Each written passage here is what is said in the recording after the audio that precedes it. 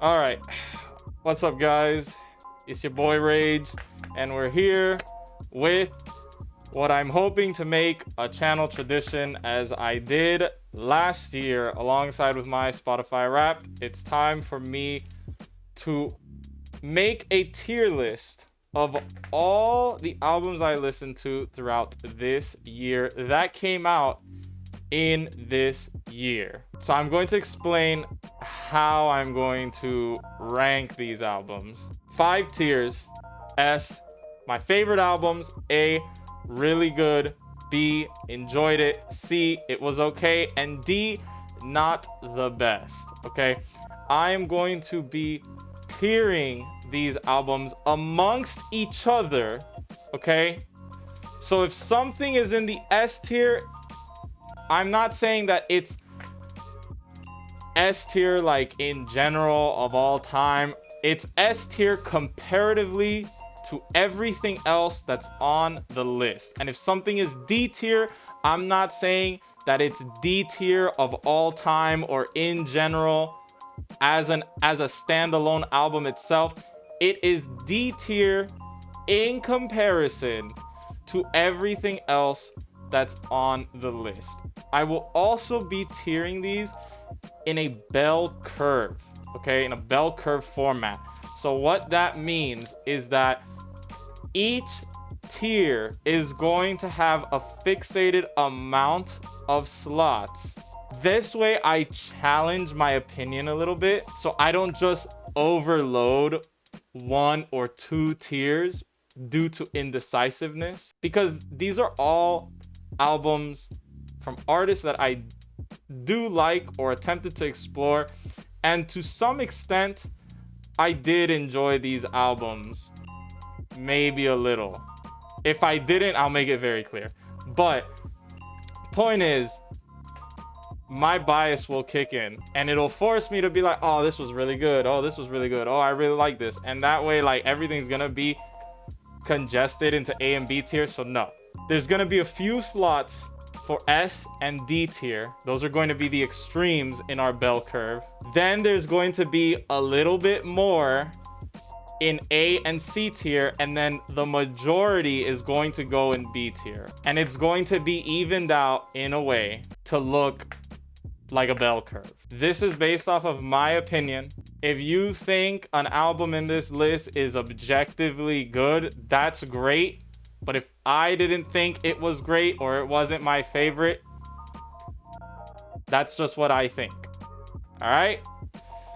I hope that that clears up exactly how I am ranking these albums amongst each other. Again, it's amongst each other. It's not an in general thing, and it's based off of my opinion. So if I put something in the C or D tier and you really liked that, you know, it doesn't mean that I think that in general it's C or D tier. Again, the way that I'm tiering this, right? 1, based off of my opinion. 2, comparatively to each other. And 3, in a bell curve. So sometimes there might not be enough spots in a certain tier, and I'm either gonna have to bump something down for the sake of maintaining my bell curve, or bump something up, right? And this is to challenge my opinion, because I want there to be definitive like winners and losers. You know what I mean? Like, I want things to be like, for me, like, I thought this was better than this, instead of being like stuck in the, oh, they were both really good. I know they were both really good. You know what I mean? Like, again, most of these albums I liked, but for the spirit of ranking, right, I need to determine who's above and who is below. All right, this ain't no participation trophy show. All right, so I hope I made it as clear as possible. If it doesn't make sense, well, you know, it'd be like that. Without further ado, let's get things started. So up first, we have Debí Tirar Más Fotos by Bad Bunny. 17 songs, an hour 2 minutes, released in the very beginning of the year, January 5th, 2025. And I think it should be of no surprise where this album is going in the tier list, okay? If we watched my Spotify Wrapped video, Bad Bunny was my #1 artist of the year, and with great reason. This album is absolutely fucking amazing. So many incredible songs. Baile Inolvidable, Pitoro de Coco, the self-titled track of the album, DTMF, Debí Tirar Más Fotos, Café con Ron, Vueltita, Verdad, El Club. Everything here, honestly, is just like no skips. No skips. This album was amazing. I have nothing but high praises to sing about this album, okay? And with that, I'm putting Debí Tirar Más Fotos in S tier. Moving forward, up next, we have Love Tune Rewired by 50/50. 10 tracks, 30 minutes, released on January 24th, 2025. This EP came out last year, so this is like a sort of deluxe version to that. And really, it says 10 songs, but it's actually like 5, because a lot of these songs are just remixes to the same song, okay? Despite that, I very much enjoyed listening to Love Tune Rewired. I like 50/50. I think their most well-known song, Cupid, is really good, and that's how I got to find out about this artist, this group. They dropped this deluxe version to their EP, and my Spotify showed it to me in my home screen, and I decided to give it a listen because I like the song Cupid so much. And these other songs, honestly, are just as good. I very much got the same kick out of them as I did from Cupid, okay? A little bit repetitive because it's just copies of the same song throughout the EP, but nonetheless, great songs. With that being said, I'm going to put Love Tune Rewired in C tier for It Was Okay. Because again, I like the songs, but as an entire listening experience, pretty repetitive because it's like 3 of the same song, 3 of the same song, 3 of the same songs, like, you know, just different variants of them. So I think C tier is a good spot for it. Next, we got Mr. BigXthaPlug, Take Care Deluxe. 18 tracks, 38 minutes, and it released January 24th, 2025. So this is another album that technically came out this year, but really came out last year. Last year, BigXthaPlug dropped his Take Care album, which was also in last year's video. So did it rank higher with this deluxe version? Honestly, the deluxe version didn't really add too much. It just added, I believe, these 3 songs or these 4 songs. I'm not sure, but they didn't really do much for me. I gave each track a listen like once. I didn't like this one because it was like country. I don't like country. A little bit of foreshadowing, you know, for a whole lot later into the video. But keeping that in mind, I don't really like country, so this track didn't do much for me. And I kind of got everything I needed out of this album. BigXthaPlug, I like his cadence, his flow, his delivery. I think he's good, but just nothing new here. I already heard this before, and the extra tracks didn't really like make me want to put this in my rotation again. So with that being said, I'm going to put BigXthaPlug's Take Care Deluxe into C tier, for It Was Okay. I think that's what I ranked it last year too. So, you know, hey, it didn't get worse, but it didn't get better. You know, it stayed the same. You know, like, it was all right. You feel me? Like, you know, some cool tracks, some cool rapping. But that was about it. All right, now we're back, firing on all cylinders again. First off with Bad Bunny, my #1 artist of the year in my Spotify Wrapped. Enter my #3 artist of the year, The Weeknd, with Hurry Up Tomorrow. 22 songs, an hour and 24 minutes. Released on January 31st, 2025. This album is amazing, okay? There's a good reason why The Weeknd was my #3 artist. And this album was my #2 most listened album of the year in my Spotify Wrapped. These songs are incredible. Great intro and Wake Me Up. Immaculate fucking transition from Baptized in Fear to the song Open Hearts, which is, quite honestly, I think Open Hearts might be my favorite song in the album. Cry For Me is great. Take Me Back to LA, another amazing song. Without a Warning, incredible song as well.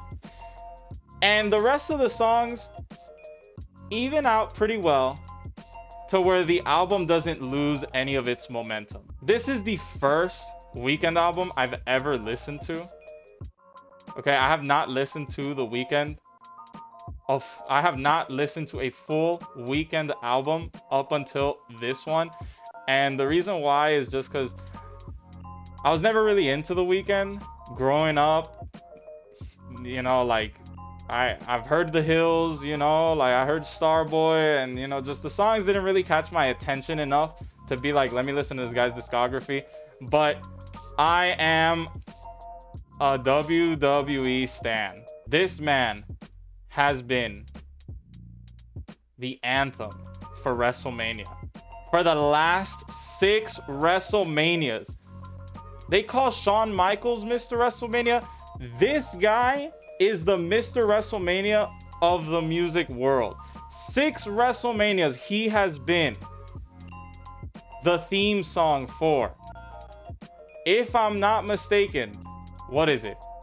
36, 37, 38, 39, 40, and 41. I think, unfortunately, like The Undertaker, it's time for The Weeknd's streak to end.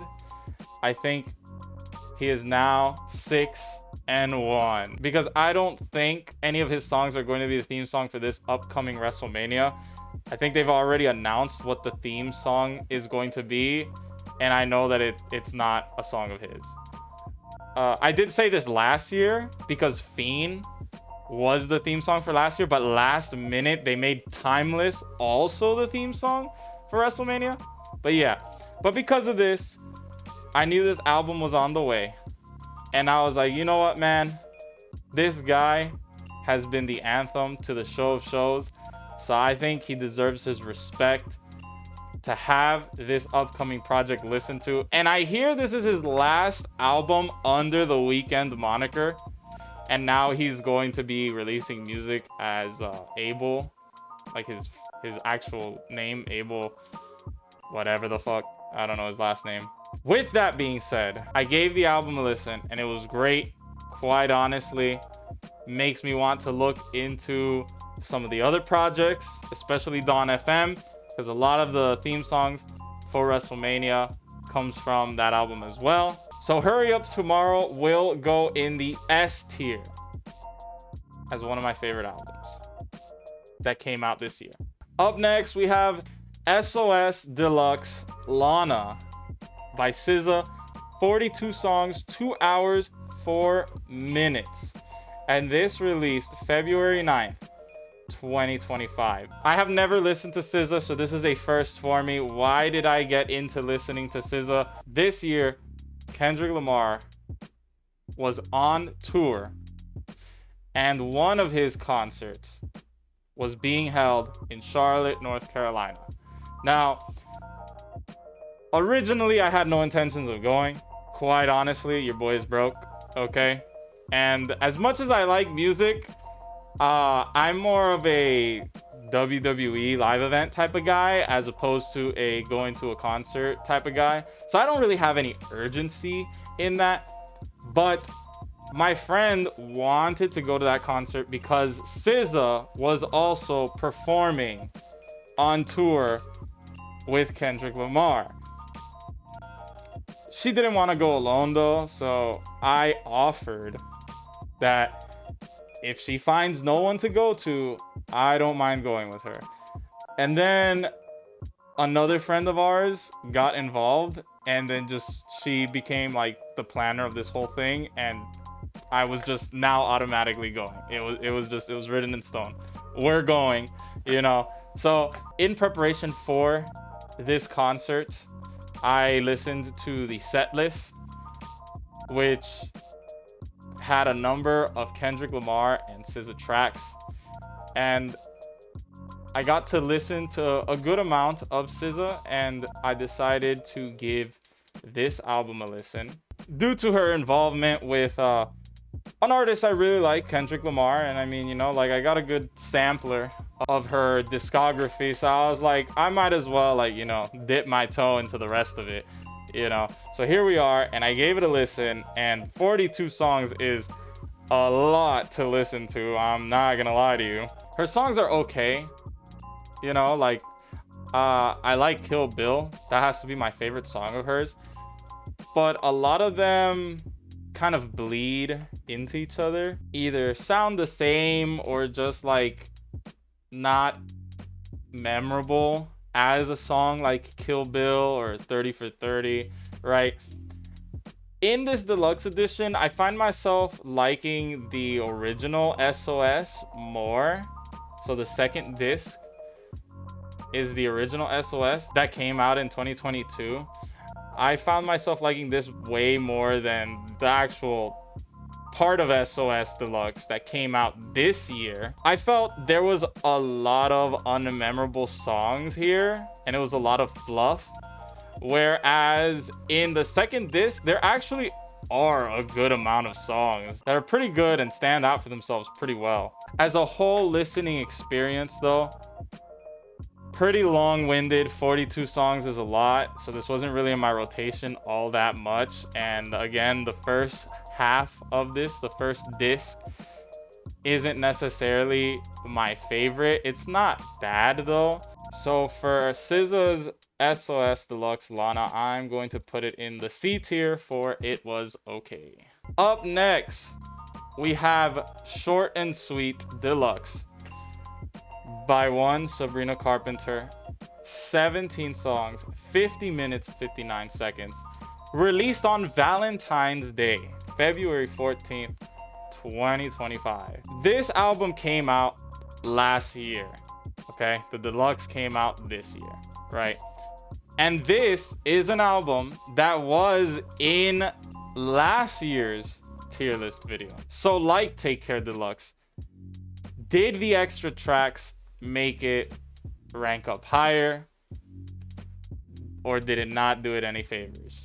Last year, I didn't give Short and Sweet too much of a listen, and I thought it was okay based off of memory.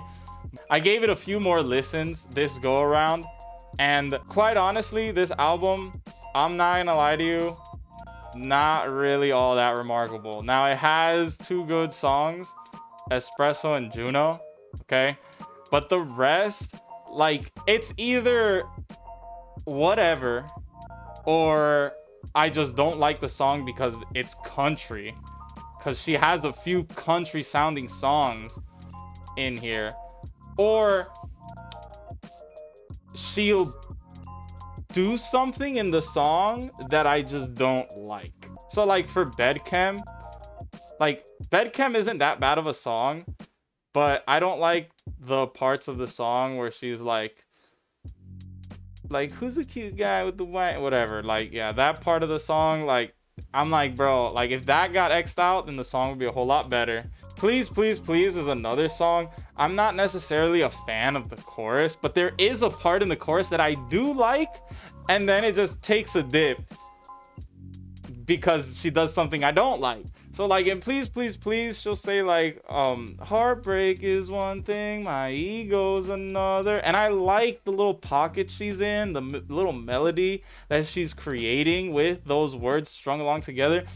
And then she just ruins it for me when I beg you don't embarrass me, motherfucker. Like, why? I don't like that sequence. It's like, bro, like you were killing it and then you just like, you know. So it's just a lot of that for a lot of her songs. It's like I like some sounds that she has in songs, and then in the same song she'll have other sounds that I'm like, no, why, you know? So it's a little bit frustrating listening to Sabrina Carpenter, because it's like I see the potential, because there are songs that I really do like Juno, okay, that are just like through and through perfect. And then there are other songs that it's like, man, if this was taken out, or if you did this, like, you know, or if you hit the chorus one more time or something, right? Like, bro, like this would be a banger for me. With that being said, the extra tracks added is Please, Please, Please, but with Dolly Parton. And I just kind of don't really like that song all that much. However, 15 Minutes and Busy Woman are incredible songs. These are bangers, okay? So like we actually got some good ass shit being added here, all right? Despite that though, it doesn't really make the album that much better. 17 songs and really only 4 of them I actually like, while everything else kind of dips pretty low. So unfortunately,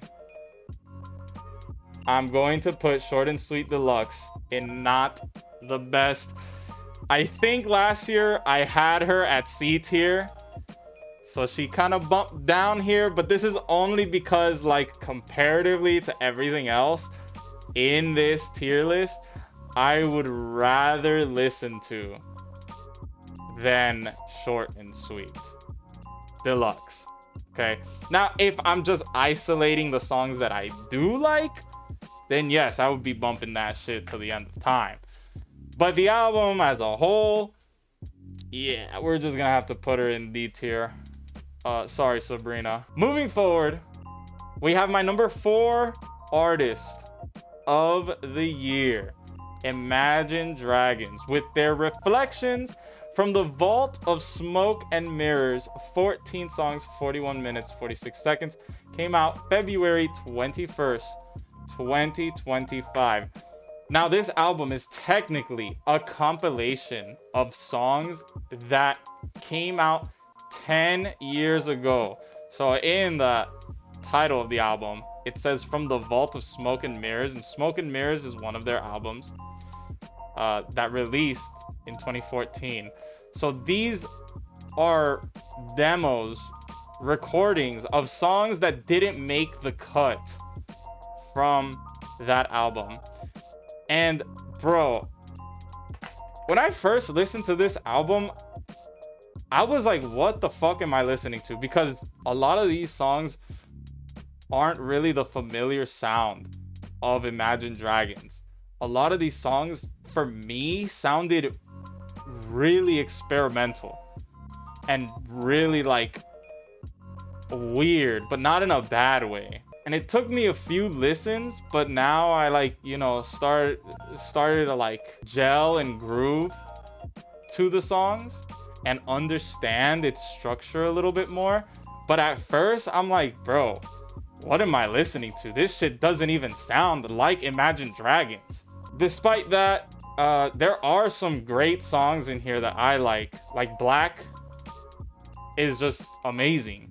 I think like that's pretty deep song. I like the song Monica. A-OK, My Car, and The Journey are some pretty fun songs. And the rest of the songs, quite honestly, keep up the momentum so that the album doesn't have too many low points. With that being said, it's not my favorite piece of their work that they've dropped, but it wasn't bad. I actually did get a pretty decent kick out of it. So I'm going to put it in B tier and enjoyed it. I thought it was okay. I thought it was very unorthodox. And it was pretty cool to hear songs that would have been in Smoke and Mirrors. It was almost like listening to like a time capsule of sorts. Continuing on, we have Day and Night by 50/50. 6 songs, 17 minutes. Released on April 29th, 2025. And now this, unlike Love Tune Rewired, actually did come out this year. Brand new release songs. And it's not just a constant repeat of the same song, but just different versions. These are 6 individual, unique songs. And quite honestly, I really liked listening to this EP. Very quick listen, obviously only being 6 songs. But these songs, again, just still give me the same vibes that I get off of the song Cupid. Especially the song Pookie. Bro, that's a bop, bro. That's a bop. Heartbreak, also another bop in the album. Okay, that's another great song in this EP. But yeah, I really liked listening to this. Okay, I thought this shit was pretty cool.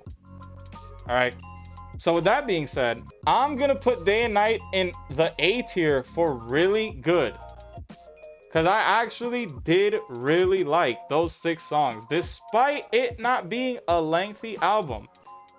An album don't need to be lengthy for me to like it. Okay, I thought this shit was nice, and I was bumping this shit for a hot minute. Now we got my sister, Selena Gomez, you know, because my last name is Gomez, okay?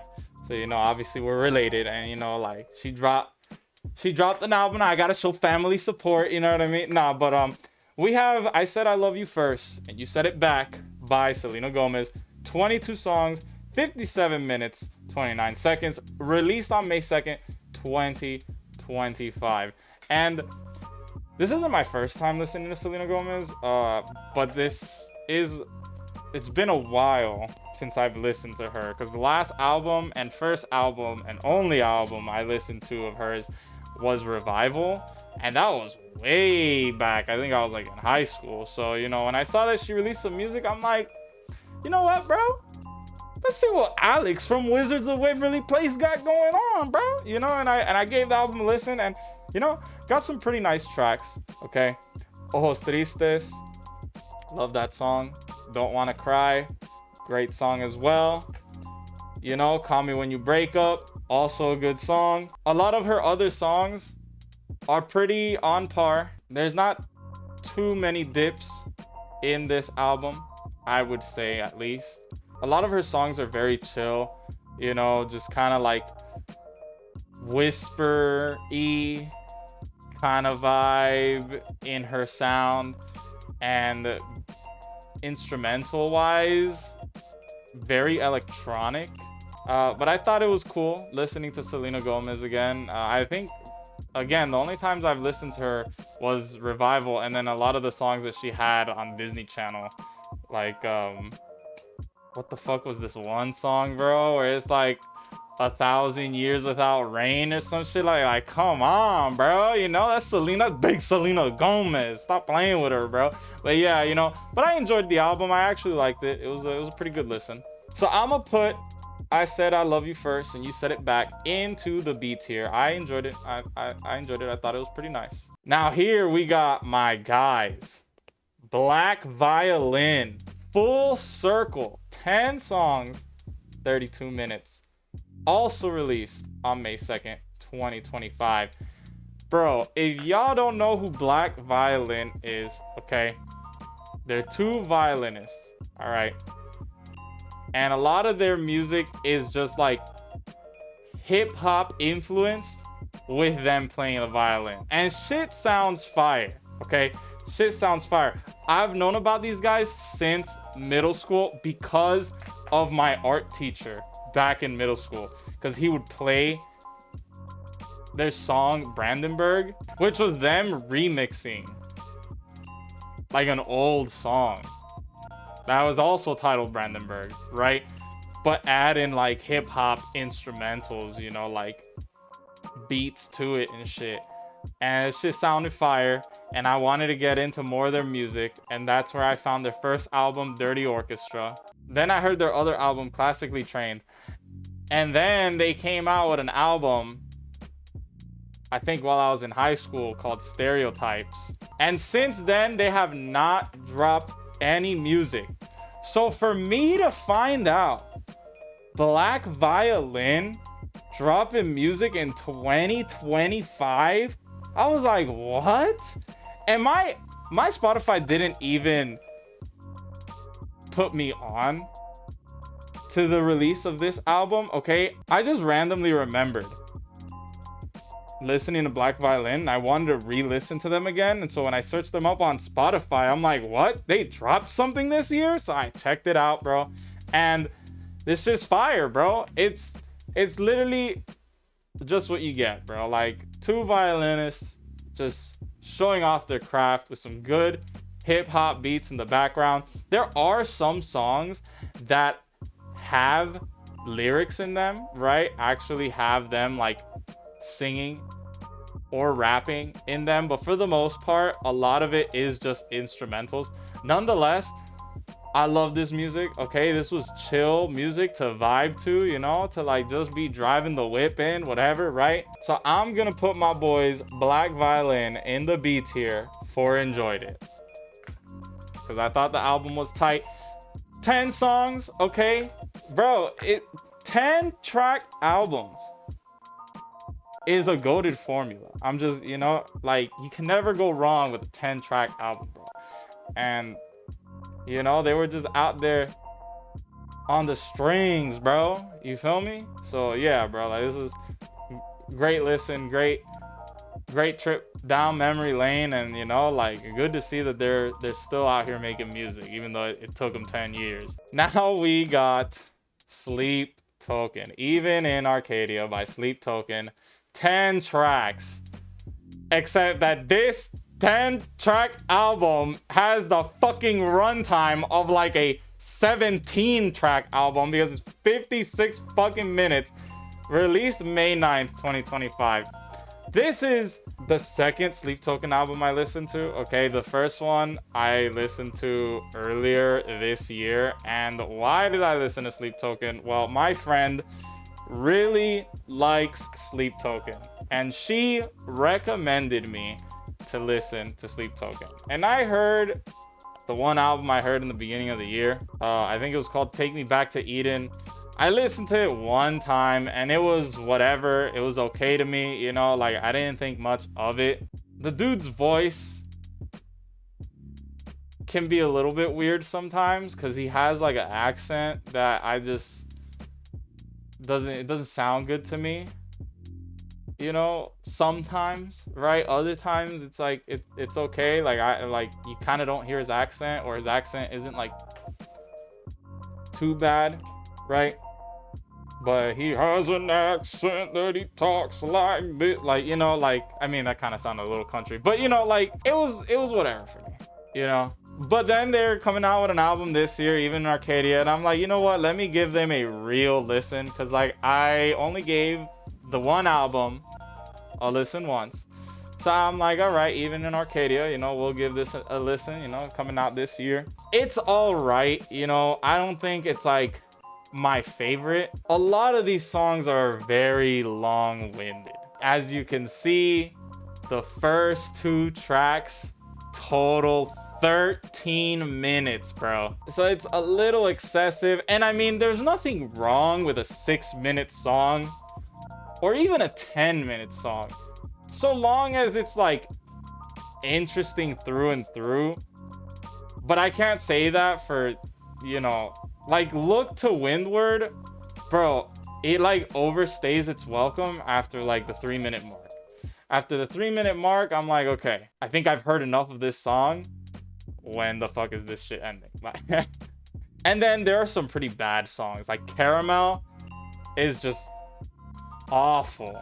Just because, like, it's like saying stick to me like caramel. Like, it's like, ugh, like what? Like, I don't know, bro. There couldn't have been a better, like, there couldn't have been a better simile, you know, like, or something that you could have used. Like, stick to me like caramel. Like, ugh, I don't know, bro. Like, it just don't sound good. And then there's the song Provider.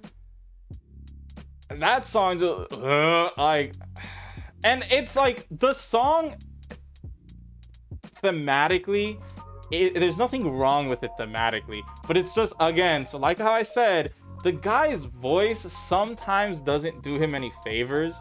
And in this song, it's like, I wanna be your provider. Like, I don't like that your voice sounds like that while you're saying this shit.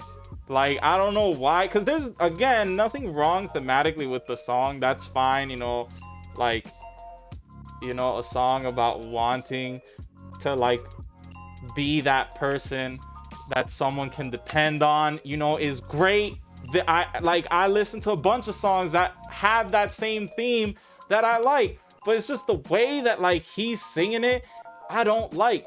Outside of that, though, there are some good songs, like Past Self I like because I recognize that they sampled The Legend of Zelda in the song. I feel like that's kind of really the only reason why I like the song. But Dangerous and Damocles are also some pretty good songs as well. But look, man, Provider is 6 minutes, bro. And then the last two songs, 6 minutes, 8 minutes. Like, dude, holy shit, bro.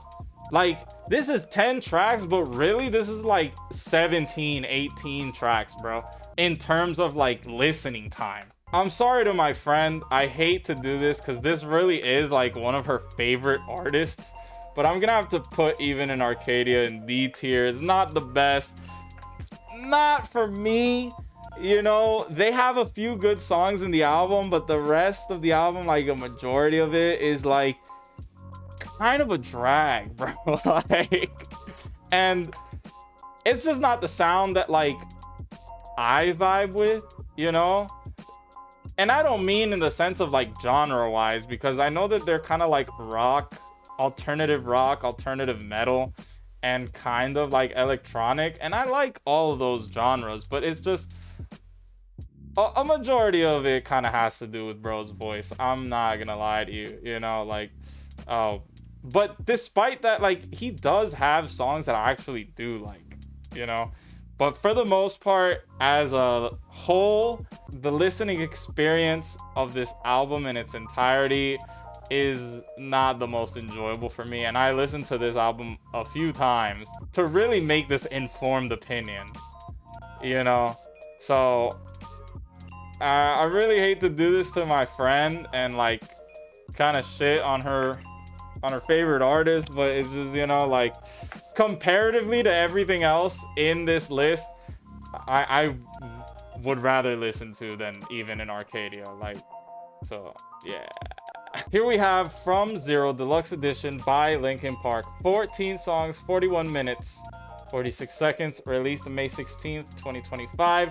And like Take Care and Short and Sweet, this album actually came out last year, but the deluxe edition came out this year. So let's see, did the extra tracks do it any favors to increase its ranking, or did the new music of this year not help it out, and if anything, dropped its ranking? The extra tracks tie the album together nicely, keeping its consistency and momentum going without making it seem like it's too much or it's just added fluff. I very much did enjoy the extra songs. Like Up From the Bottom is a great song, Unshattered and Let You Fade are pretty solid tracks that keep the overall vibe of this album going. So I still enjoyed this album for what it's worth. Did I feel like the 3 songs made the album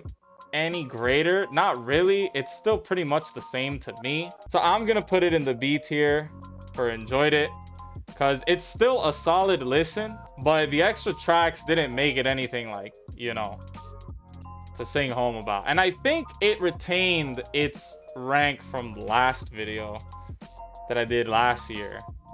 So it's still doing all right. Now here we got a classic, bro. Classic. The Marshall Mathers LP 25th anniversary. 20 songs, an hour 17 minutes. Released May 23rd, 2025. Holy shit. 25 years. This album is almost as old as me. 25 years, bro. This album came out back in 2000. That's crazy to think about that. This is an album I grew up listening to. Okay, Eminem is still in my heart, despite some of his new music not being as on par as his old music. Still in my heart, one of the best rappers and artists ever. Okay, and it's because of albums like this, okay, that he will forever hold that status. Some of his new music, not really for me, okay, and even some of his old music, I'm gonna be for real, kind of have outgrown, okay, but this guy was very integral. His sound, his message, his music was very integral in my growing up. Like I listened to a lot of his music, helped me out through a lot of days where, you know, like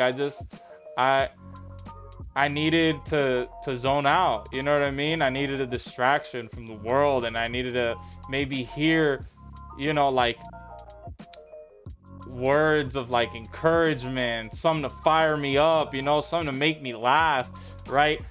Like this guy did that for me growing up. So Eminem, like, you know, like is a GOAT for me. Now re-listening to the Marshall Mathers LP, because I haven't heard this album in a while, it still stacks up to this day, bro. A lot of great songs in here, bro. Kill You, Stan, The Way I Am, The Real Slim Shady, Amityville, Bitch Please 2, Kim, Under the Influence, I'm Back, Marshall Mathers, Criminal. Like, bro, these are all like fire banger ass songs, dude. The beats on point, lyricism is crazy. Now this is a little bit late into the video to say, but something I like to do in the tier list as well is that for the projects that technically came out this year but actually came out years prior, I try not to put them anywhere past B tier, despite how much I might like the project, okay? To me, the Marshall Mathers LP is an S tier album, okay? And I just mean that like in general. I don't even mean that in like this like pool of albums, right? Like I'm talking about in general, okay? It is an S tier album, okay? But for the sake of fairness to albums that actually did come out this year, I try and make it to where I don't put anything that only technically came out this year above the B tier. I definitely bar them from being in the S tier. So with that being said, I'm going to put the Marshall Mathers LP 25th anniversary in the B tier, okay? Quite honestly, I would put it in the S tier, okay? But it's not something that came out this year. It only came out this year in technicality, so it wouldn't be fair, in my opinion, the way that I'm doing this tier list, it wouldn't be fair for a non-2025 album to be in the S tier. So to give those albums like a chance against albums like this, I at least put them in the B tier minimum. And I try and limit myself from putting them in the A tier. So I'm also not gonna put it in the A tier. I had to do this last year with American Idiot 20th Anniversary by Green Day, because that for me is also an S tier album. But it didn't come out in 2024. The deluxe came out in 2024. The 20th anniversary version of it came out in 2024. So technically it did. So I'm holding myself back here again for the sake of the list, for the sake of fairness, to not put it in the S tier. And especially not put it in the A tier because, again, I kind of want to give albums that came out this year a bit of a chance. Moving on, we have Stay Alta by Estelle. 12 songs, 50 minutes, released May 23rd, 2025. Now, Estelle is another voice I grew up on, but more through a cartoon than in the sound of her music. Now, I mean, I did grow up listening to American Boy. That's one of her all-time bangers, her most well-known song, featuring, of course, my GOAT, Kanye West, right?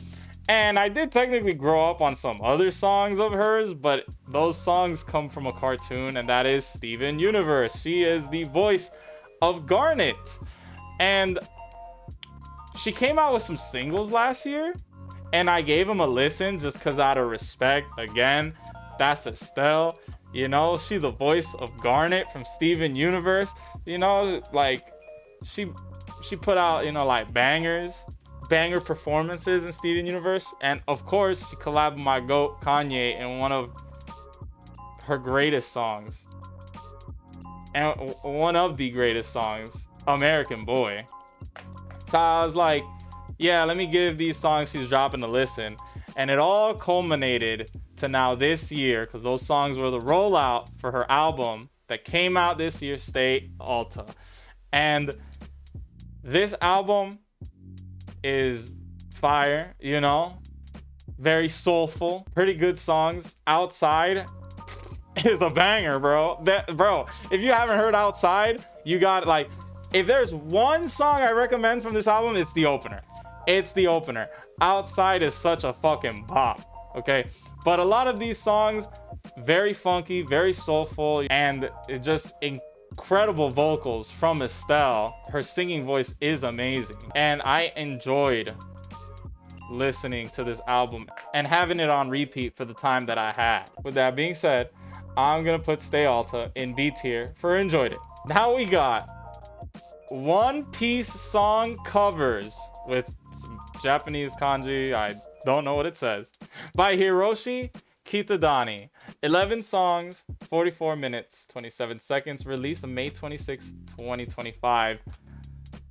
If you don't know who Hiroshi Kitadani is, he is the man behind the voice of the first One Piece theme song, We Are, alongside with several other theme songs in One Piece.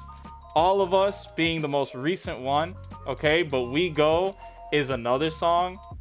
So he has been the theme song for One Piece a few times, but most iconically, the first ever We Are, the first theme song, he is the singer of it. And here we have 11 One Piece theme songs, not sung by him, now being covered by him.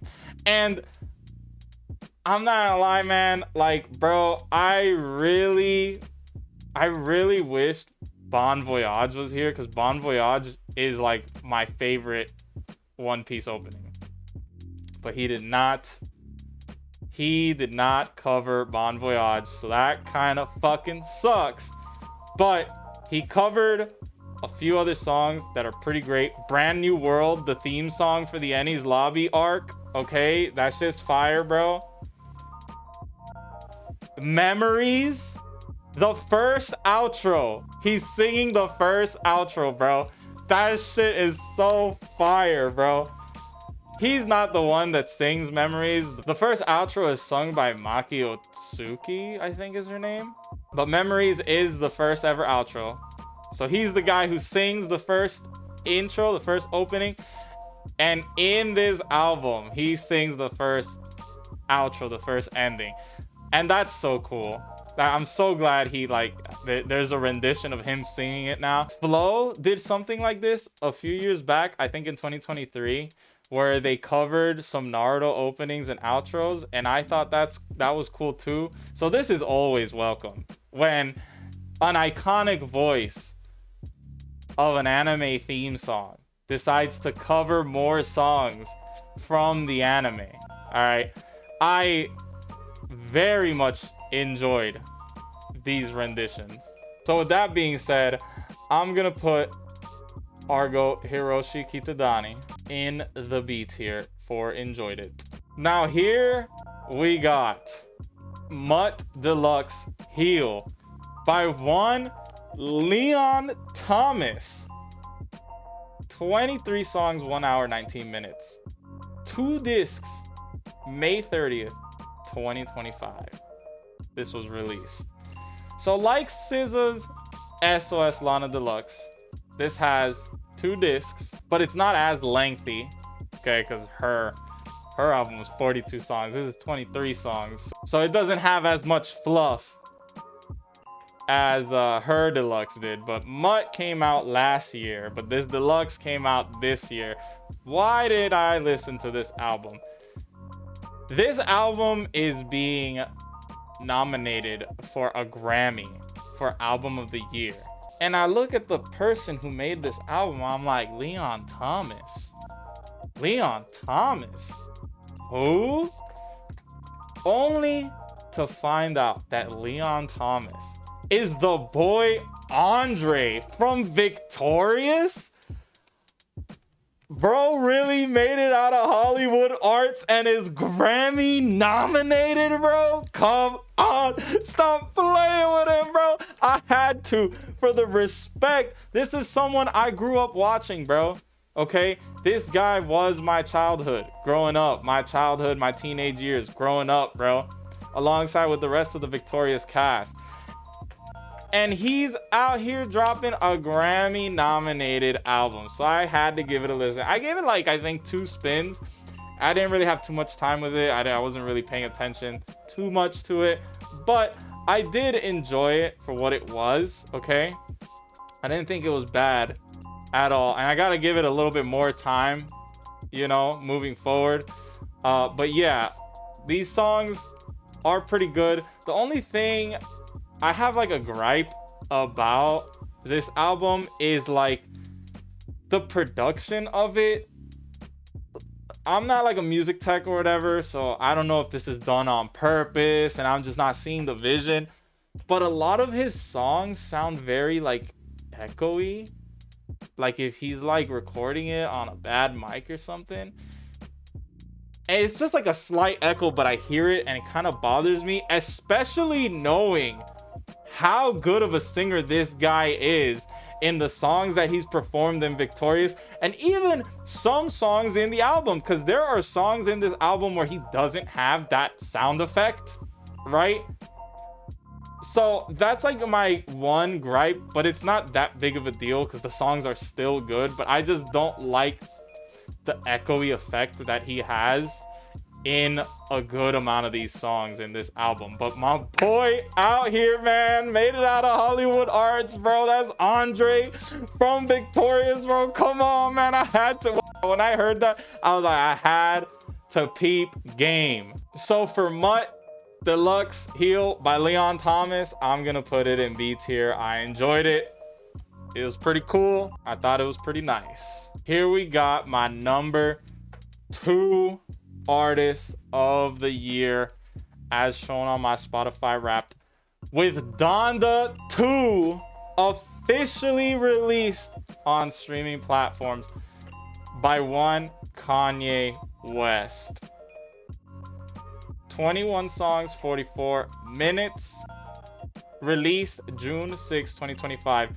So I said officially released, which means that this album technically came out this year, but really has been out for a very long time, except that for whatever fucking reason, Kanye refused to drop this album outside of a fucking speaker that he was selling on his website.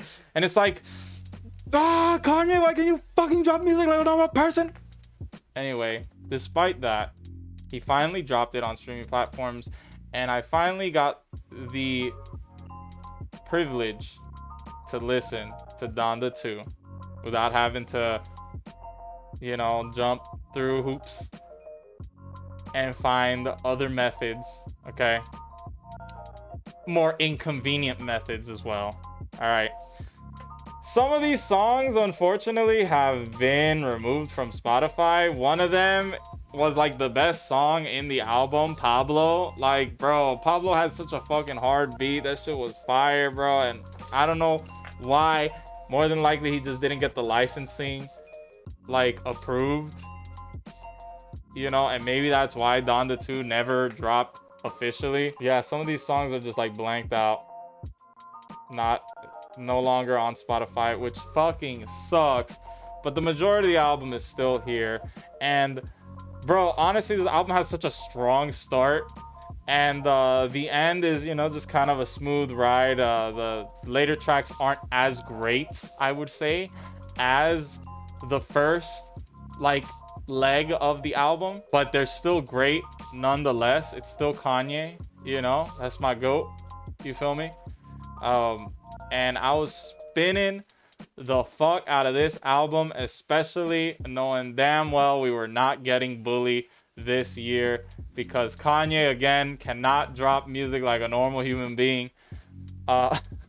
Nonetheless, I really did enjoy this album, and despite my rule of trying to keep albums that didn't come out this year but technically came out this year, out of the B tier, I am going to put Donda 2 in A tier.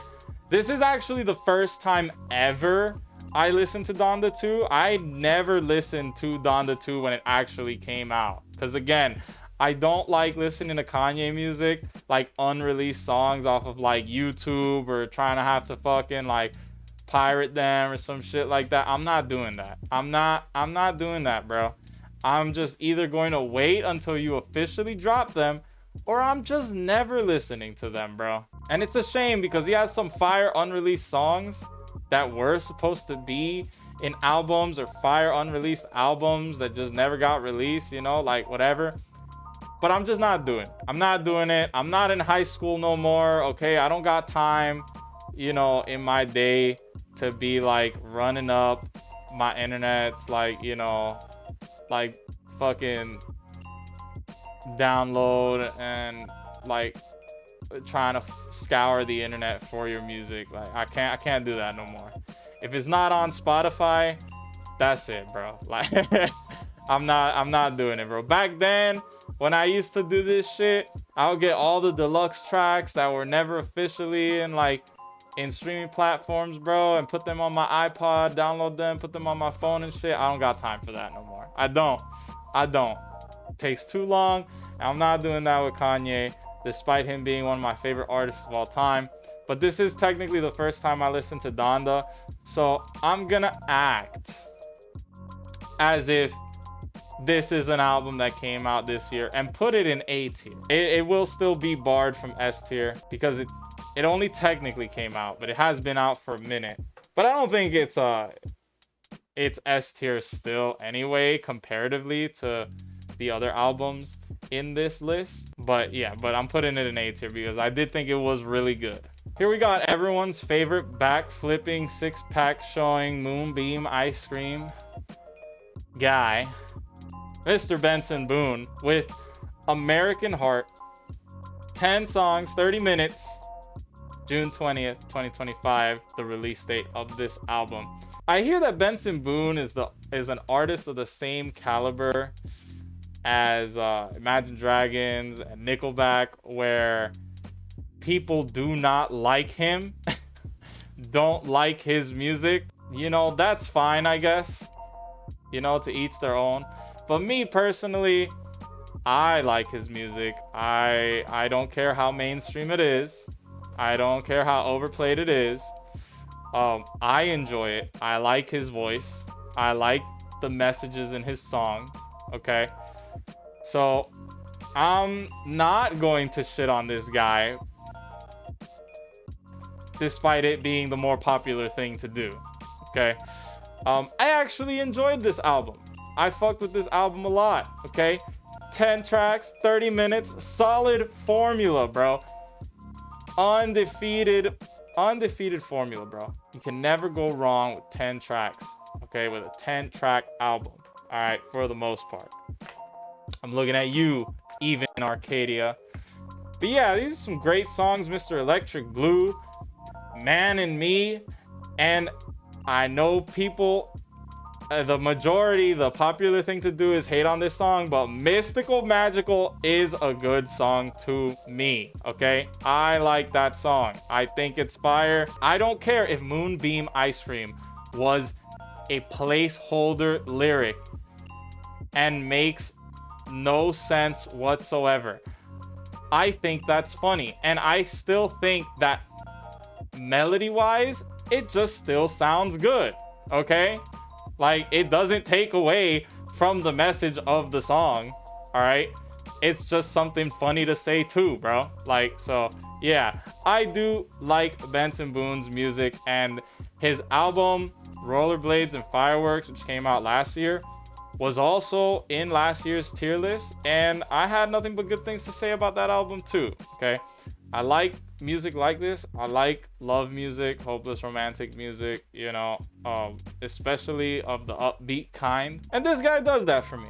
So for American Heart, I'm gonna put it here in A tier because I thought it was really good. Okay, I thought it was a solid listen, and I would listen to this album again. Now, unfortunately, what I wouldn't be listening to again or anytime soon is 5816 Forest by Tech 9. 22 songs, 58 minutes. Released on June 27th, 2025. This is really sad. This is really sad because this is like 2 years in a row now. Tech 9 is one of my favorite artists, and I hold him in the same regard as Eminem, bro. Okay? His sound, his style, his music, his like mantra, you know, like just were integral in me growing up. I listened to this guy so much when I needed a song to hype me up, pick me up, you know what I mean? Like, just like this guy for me is like one of the GOATs, bro. He's one of my favorite artists, despite me not liking his newer music the same way in Eminem. His older music still has a place in my heart, especially even if some of those songs I have outgrown. I still, you know, hold this guy to high regard because I grew up listening to this dude.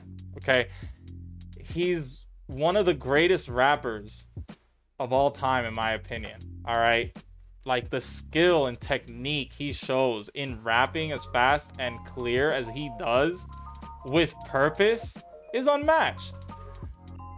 Sadly, you know, like even Jordan started to decline in his old age, you know, and I feel like the same can be said for One Tech 9 because this album is bad. I'm not even putting it in D tier, like, because comparatively it's bad. I'm putting it in D tier because just in general, this is a bad album. Short and sweet. And even in Arcadia, they're just in D tier because comparatively to the other albums on this list, they're D tier. But realistically, they're like C tier. They're just an okay album. You know, this is actually just like not good. I don't want to knock on the theme of this album. Like, I get it. This is like, you know, this is like a personal album. It's like him talking to his kids, and then like, cause all these skits, Donnie Call, Aaliyah Call, right? Rain Call. These are skits of him on the phone with his children, and then they follow up a set of songs where he's like telling them stories of him growing up. And I think that's nice, except that a lot of these stories are just like weird as fuck, or just like kind of lame to make a song about. And it's just like, bro, like, I don't know, man, like, and then they're tied into some of like the worst choruses I've ever heard in my life, bro. Like, I don't know what it is, bro, because Tech has good choruses in songs, bro, but like, I guess like he's just ran out or something, because dude, some of these choruses are just not it. The rapping is still like on point, but then like whatever's being said is just also like just like not it, bro. Like, I don't know, dude, like it's just really bad, and it sucks. It sucks to say this about someone that like I just like put in such high regard, that like, you know, I look up to. Like, it sucks having to say this shit, but it's just, you know, it's just the truth. Like, in my opinion, I just did not enjoy this. I'm sadly gonna have to put Tech 9 in the D tier for not the best. 5816 Forest was pretty bad. That shit was awful. Moving on, we have The Kids in the Crowd, music from the documentary soundtrack by Simple Plan. 38 songs, 2 hours, 10 minutes. Released on July 8th, 2025. Okay, this is the first time ever I listened to Simple Plan. Okay, a pop punk band that has been around the block for quite some time. Okay, more notably, the sound behind the song, the theme song for What's New Scooby-Doo, an iconic cartoon theme song. And I don't know, bro, like I just decided one day, I'm like, man, you know what, let me give them a listen. And they had this little compilation album that they dropped this year of songs of theirs throughout the years, you know, and it was an all right listen, you know. Like, I mean, there were a few good songs, and then a lot of them just kind of all started bleeding together and just kind of sounded like the same.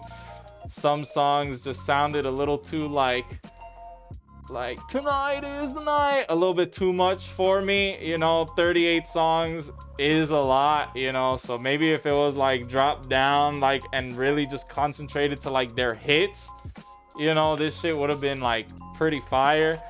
But I think it gave me a good idea of like the good, bad, and ugly of theirs, which is still pretty nice because I wanted to get into them. And I feel like this was a good start. Nonetheless, though, this is still a pretty lengthy listen, and I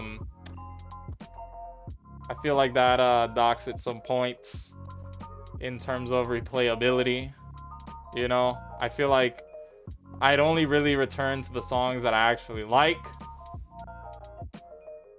as opposed to listening to this shit front to back, especially because, again, my mind started to numb with a lot of the songs just kind of sounding the same to each other. So I'm gonna put Simple Plan's compilation album for their music documentary in the C tier for It Was Okay. Now here we got Let God Sort 'Em Out by Clipse, the rap duo consisting of Pusha T and Malice. 13 songs, 40 minutes, released July 11th, 2025. Now, I've never actually heard a Pusha T project, okay? Or I guess Malice in this case. I don't mean to like sidekick Malice, you know, like afterthought him, but you know, I'm more familiar with Pusha T because of his involvement with Kanye West, despite being familiar with him through Kanye West's work. I've never heard a project of his, and it's not because I didn't find him like interesting or thought he was bad, right? Like, I actually do like his features in a lot of Kanye songs. I think he's a great rapper. I just never got around to ever listening to him. But then I heard this album came out, Let God Sort Him Out, and I've heard nothing but great things about this album. Nothing but great things, okay? So much that a YouTuber that I watch, Anthony Fantano, he does music reviews, reviewed this album and gave it a 10 out of 10. And he's a pretty harsh critic, you know? So for him to sing the praises of this album, to give it a 10 out of 10, I'm like, damn, this has to be a really good album.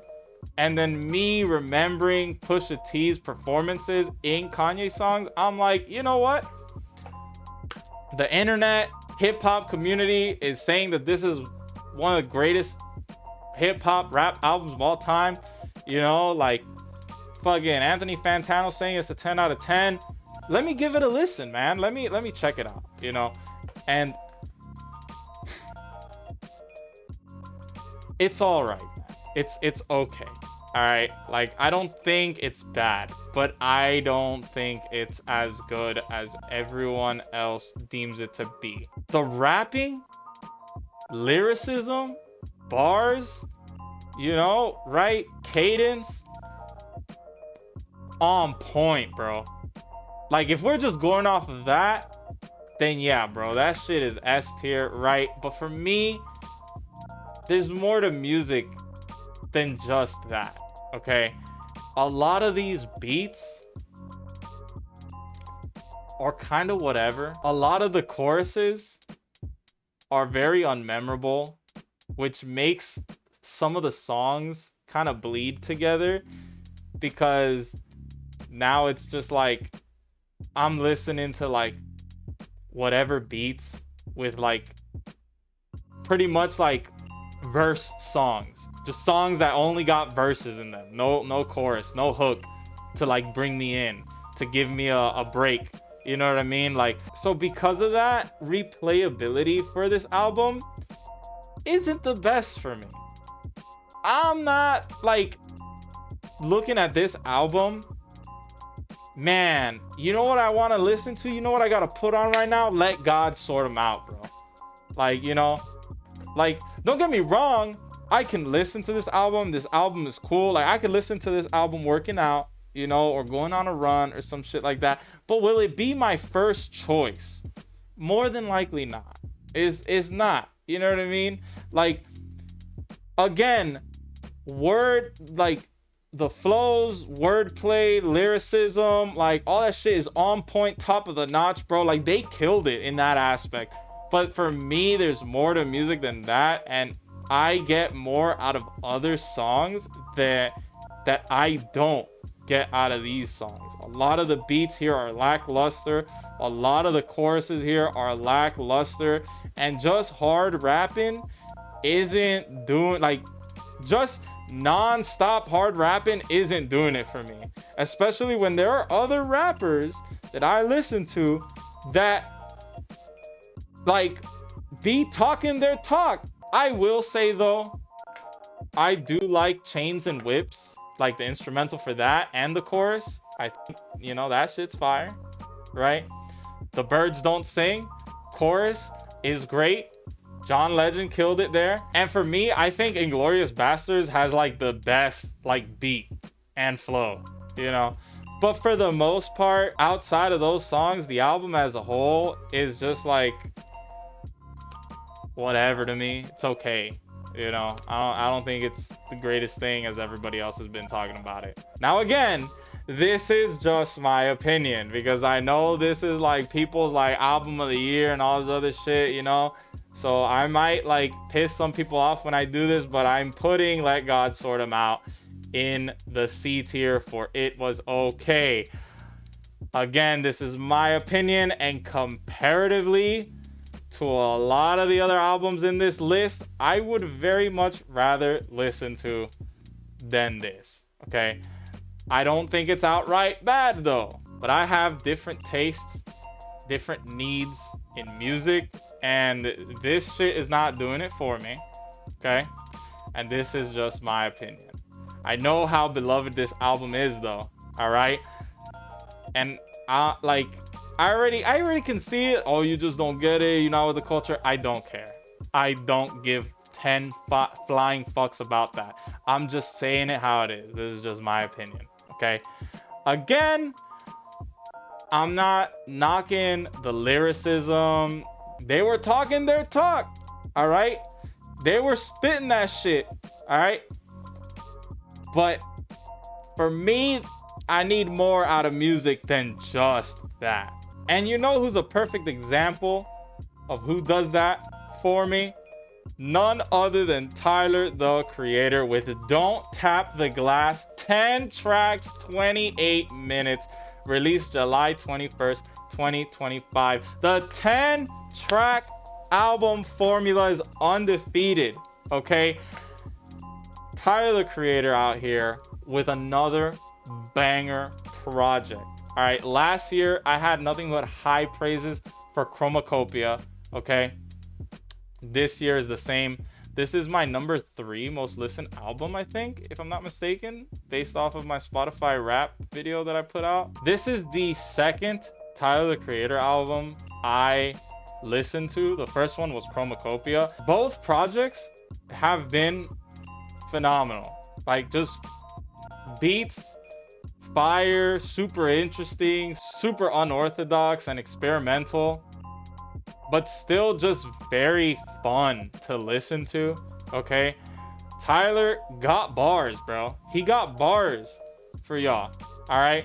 And some of these songs are just also a jam, a vibe. Ring, ring, ring. Don't you worry, baby. It's just like jams, bro. Okay, Sucker Free. I'm that guy trying to stack my cheddar, baby. I'm that guy. Bro, like, dude, there's just so many fun, like, melodies and choruses, and just like, bro, this is a great album. I had so much enjoyment listening to this, just as much as I had listening to Chromacopia. And I think it's very valid that this was my number 3 album, my 3rd most listened album of the year, because I'm putting it in S tier in my favorites. I just really enjoyed this album, and it's very easy to consume. 10 tracks, less than 30 minutes. Like, bro, you can just throw this on, listen it real quick, and it's just a great time, bro. Great time.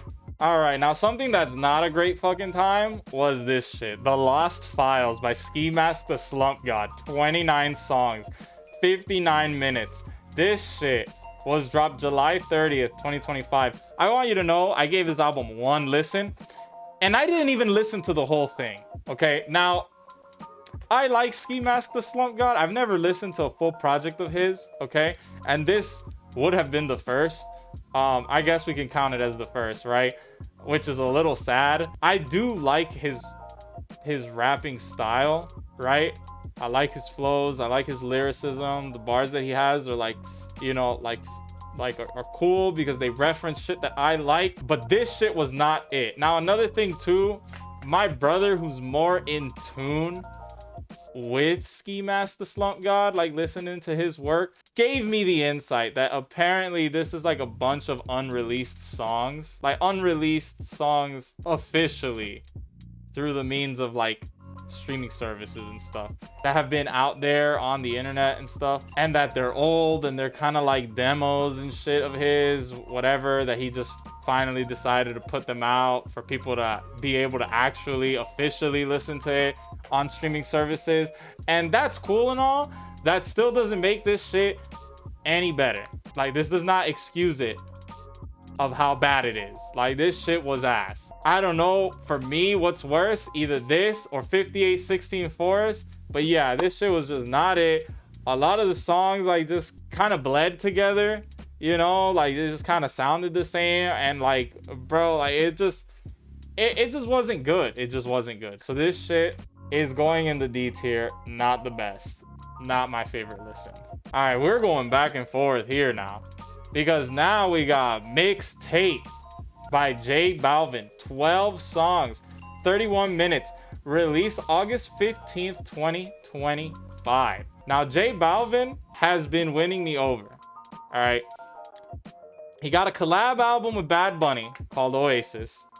And because of that, I decided to give him a listen last year when he dropped his album Rayo, which was a pretty good listen as well. It was in last year's video, and if I'm not mistaken, I put it in the A tier.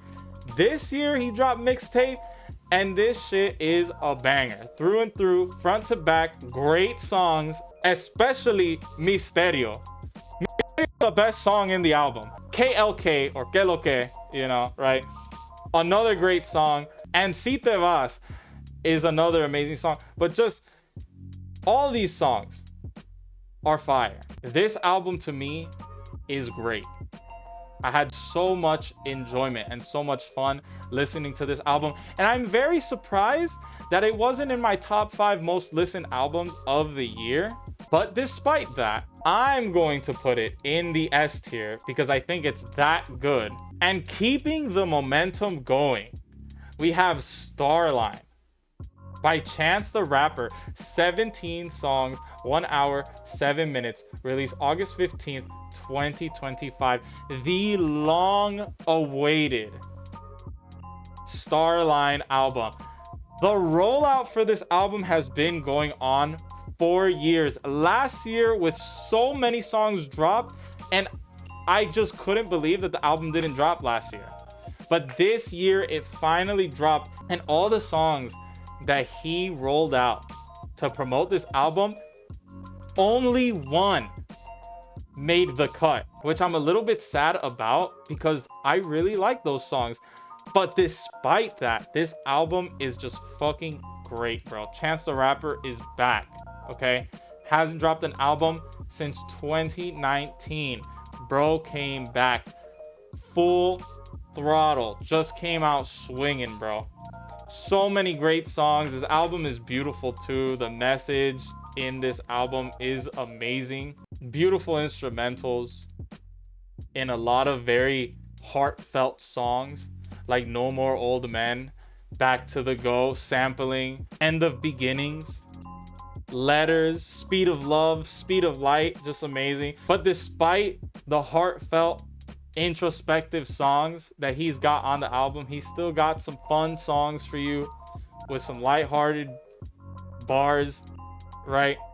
In Ride, Drapetomania, The Highs and the Lows, Burn Your Block, even the Star Side intro. This album was great. I love this album. Now, I haven't listened to The Big Day, and I know it was very poorly received, but I have listened to 10 Day, Acid Rap, and Coloring Book, and they're all amazing, and this just follows it up. If I'm not mistaken, this was my number 4 album of the year, my number 4 most listened to album of the year, and with good reason, because Starline by Chance the Rapper, well worth the wait in my opinion, in the S tier. Now here we got Samurai DX by Lupe Fiasco, and I thought this was going to be like a deluxe edition to Samurai, which was one of my favorite albums of last year, and it was in my video last year where I put Samurai in the S tier.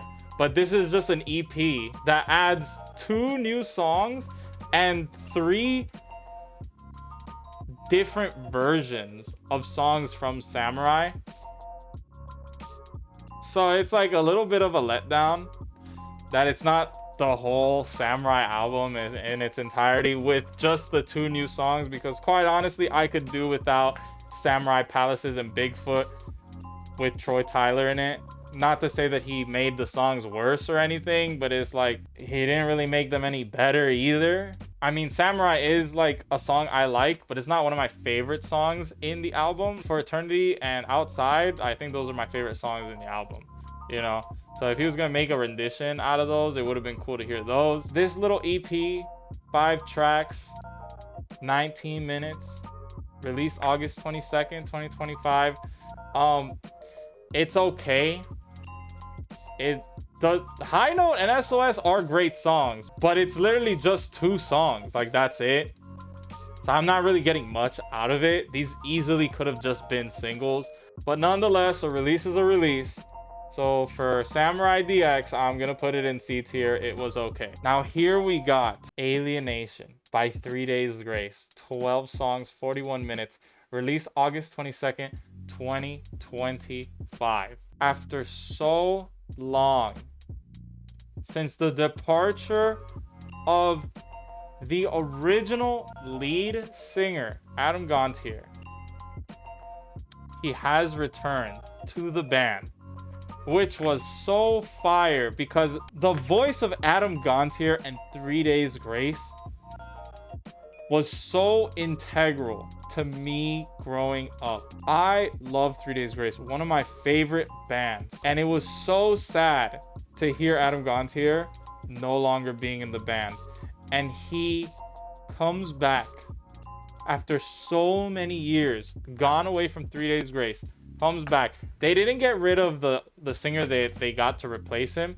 So this album does feature both singers duetting a lot of the songs. But despite that, it's so great to hear Adam Gontier back. This album was amazing. And it honestly just really felt like we're just so back. You know what I mean? Like it was just a very triumphant comeback for like childhood me, teenage me, you know, like seeing this return.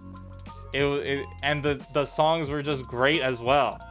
Like this is just 3 Days Grace, bro. I enjoyed this album so much, man, so much. Kill Me Fast and In Waves being my favorite tracks, but everything else in here is amazing, bro. Front to back, all 12 songs, fire, bro. I love this album, and I love Adam Gontier back under the 3 Days Grace band moniker. And it's just, this really is like just amazing, bro. So with that being said, I'm going to put this album in the S tier. This was one of my favorites of the year, okay? Alienation, Adam Gontier, back with 3 Days Grace. You love to fucking see it, man. Now here we have Free by Kid Cudi. 13 songs, 40 minutes, 56 seconds. Released August 22nd, 2025. Now, this was brought to my attention by the very same friend that wanted me to listen to Sleep Token, right? So this is kind of like a W for her, you know, a little bit of redemption, right? This was inadvertently brought to my attention, by the way, because she just sent me a song from this album, right? But it was part of the rollout. So then when I saw, I was like, oh, he's coming out with an album soon, right? And because that was brought to my attention, I was like, this song is good, you know? And he coming out with the album, I'm gonna listen to Kid Cudi. And this is, in fact, the very first Kid Cudi project I listened to full on through, okay? Haven't listened to Kid Cudi full project at all up until now, up until this one. I have heard, you know, the hits, obviously Day and Night, Pursuit of Happiness, all that shit. And I guess if we're counting Kids See Ghosts, then this would be the second project of Kid Cudi's, but I really count that more as a Kanye project. And I've heard his performances in several Kanye songs, but this is the first. And it was brought to my attention inadvertently by my friend, and this album was good. I actually fucked with it. You know, it's everything that Kid Cudi is, you know, like his sound, his style. I thought it was great. I had a lot of enjoyment listening to this album. The lead singles, Mr. Miracle and Grave, are just great. There's great songs. Neverland is an amazing opening track. Yeah, you know, just this was overall just a great album. This was a really good album. So I'm gonna put it in A tier for really good. I just really did like this album. It was nice.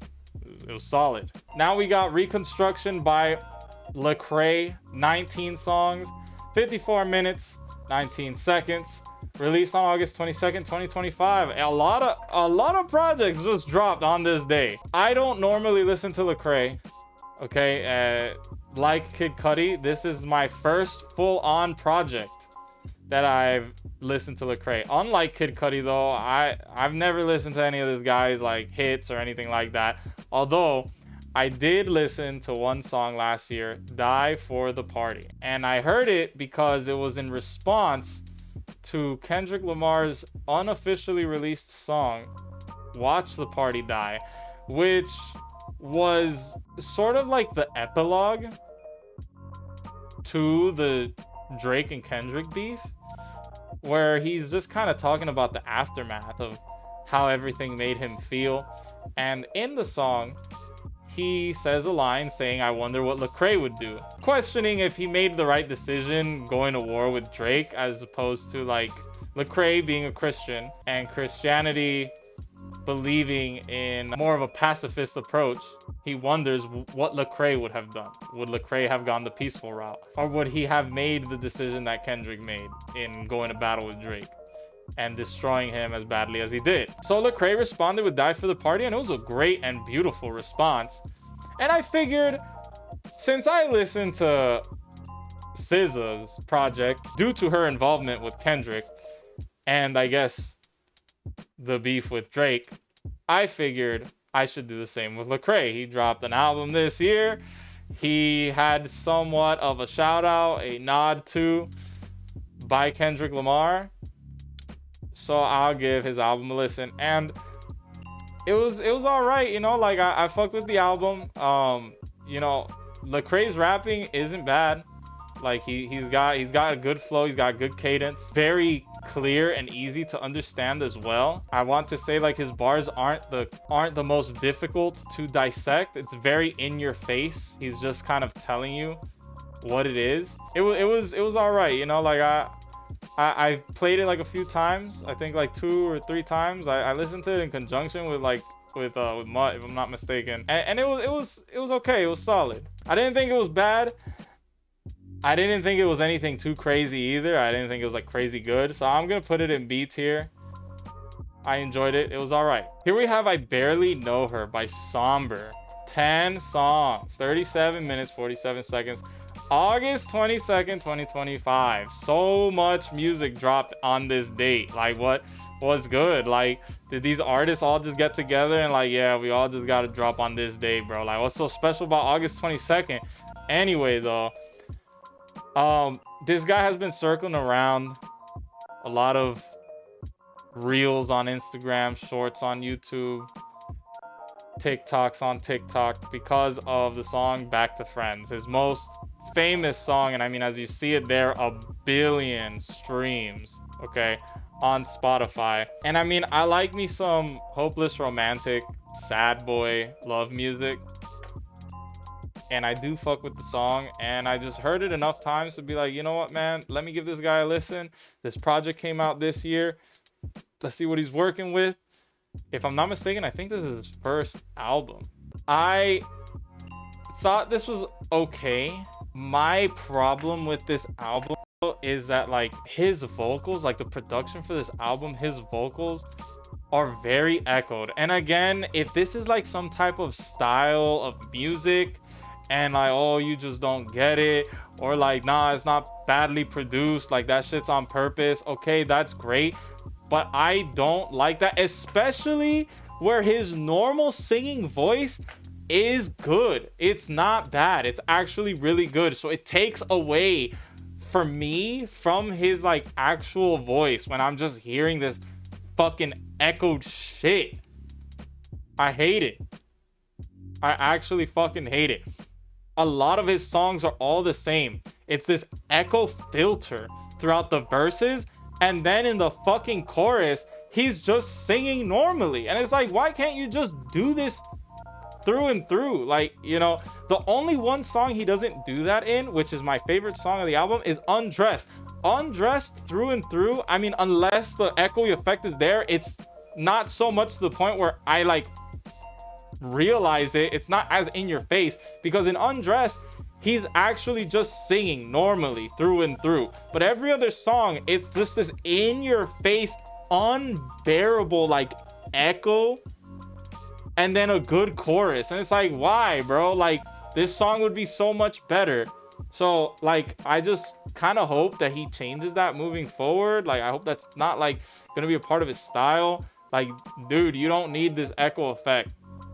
Like I don't know if like he's putting the echo effect because it adds to the ambiance of like the sad boy music. Dude, you can have sad boy music without like this echo effect, bro. Like I promise you, you're good, bro. Like your songs would be fire if they didn't have this blemish. But outside of that though, you know, I mean, I thought the album was okay. It's not the worst. I fuck with the narratives of the songs, the themes in the music.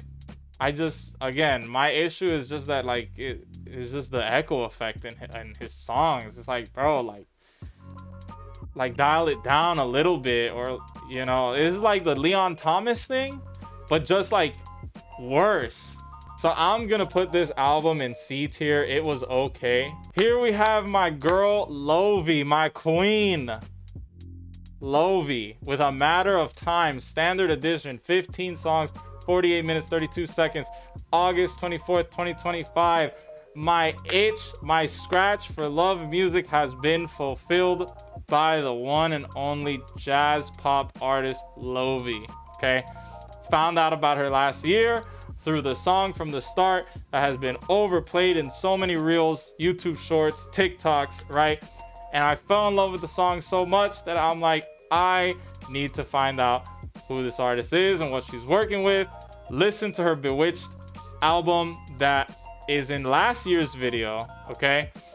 And this year she came out with a new album, and I was on it because I enjoyed Bewitched so much that I'm like, I gotta see what's next. And here we are, A Matter of Time by Lovie, and these songs are all great, all fire. I love her sound, I love her style. She gives me Disney Steven Universe music vibes. I love Disney music, I love Steven Universe music, or more importantly, like Rebecca Sugar music, because she also makes music for like Adventure Time. But I love those type of songs, and she fits that aesthetic for me. And I love music that's hopelessly romantic, that is about love, whether it's like happy or sad, and she fulfills that for me. I enjoyed this album. I liked it a lot. I thought it was great. So with that being said, I'm going to put A Matter of Time in the A tier for really good. Here we have Stands, the official soundtrack by Eminem, 12 songs, 1 hour, 3 minutes, August 26, 2025. And this is just a compilation album of a bunch of old Eminem songs from various albums. We have Stand from the Marshall Mathers LP. We have Bad Guy from the Marshall Mathers LP 2. We have A Rose from, I think, Revival. We have Beautiful from Relapse. Not Afraid from Recovery. Rap God from the Marshall Mathers LP 2. All of these are pretty strong songs, minus A Rose. That's kind of whatever to me. But all these are pretty great songs. Just some of Eminem's hits, you know, and all of them, I guess, thematically under the Stan regime. Because we have Stan, and Bad Guy is like a sequel to Stan. And then we have some of Eminem's more well-known songs in Beautiful, Not Afraid, and Rap God, you know. This was a pretty fun arrangement of songs to listen to, but it's nothing to like go crazy over, so I'm just gonna put it in the C tier for it was okay comparatively to everything else. It's not the most mind-blowing thing, but it's, you know, a bunch of solid Eminem songs that I enjoyed listening to. Here we have Saviors Edition Deluxe by Green Day, 24 songs, 1 hour 12 minutes, released August 29th 2025. Now this album technically came out in 2025, but really came out last year, 2024. This is just the deluxe edition for the album, so it does have some new songs that did drop officially this year for the first time, but most of the album was released last year. Now, this album was in my radar very late last year, but I was like, nah, I'm not gonna listen to it, right? Then the deluxe came out this year, and I'm like, okay, you know what? I'm gonna listen to it. And I should have listened to this album last year, because this album is just great, bro. I love this album. Bro, so many great songs. Bobby Socks, One-Eyed Bastard. My favorite song, Susie Chapstick. Green Day just has a great sound to them as well for pop punk rock band. I just really enjoyed listening through this album. Now towards the end, it gets a little bit winded because like the later tracks are just like the bonus tracks to the deluxe edition. A lot of them are just like acoustic version of this song, a live version of this song. And it's like, you know, like that's where it kind of loses me. But overall, this is a great album, and this is the first time I'm listening to it, so I know that like I have this rule where I'm like, let me not put stuff that has been out in years before past the B tier, but I'm going to put this in the A tier because I enjoyed it that much, and it was new to me. It was my first time listening to it, so I feel like it warrants like going past the B tier. Next, we have Mayhem by Lady Gaga. 17 songs, an hour, 4 minutes. Released September 1st, 2025. This is the first Lady Gaga album I ever listened to. I felt like it was time, you know? I've heard Lady Gaga before, Poker Face, you know what I mean? Last year, I was listening nonstop to Die With A Smile, her collab with Bruno Mars, which is in this album. So I thought, hey, you know, she dropped the album, you know, like I've been known about Lady Gaga. I feel like, you know, like she's earned the respect for me to give this album a listen to. And I listened to it and, bro, pretty fire, bro. Okay. I mean, there's some songs that are not the best, you know, the album kind of takes a dip in like the midpoint, I would say. Like Killa is like, and Zombie Boy is like also kind of whatever to me, right? But like strong start, great end. Lady Gaga was doing her thing. She was cooking with a good amount of these songs. Okay, I thought this album was a pretty solid listen to. I liked it a lot. Overall, as a whole, it was a great listening experience. There's a reason she's been in the game for as long as she has. And this album showed me that. So I'm gonna put her in A tier for really good. Here we got my number 5 artist with my number 5 album of the year. My number 5 most listened artist for this year with my number 5 most listened album of the year. Breach by 21 Pilots. 13 songs, 47 minutes, 28 seconds. Released September 12th, 2025. This is a good album. Last year they came out with Clancy and it made my S tier. I can't really say the same for this. I did enjoy this album. I gave it a good amount of listens. Okay, very, very clearly so, because these guys hit my top 5 for both artist and album. But I definitely don't think it's as good as Clancy. Okay, but it does have a lot of great songs that I came to like more with each listen.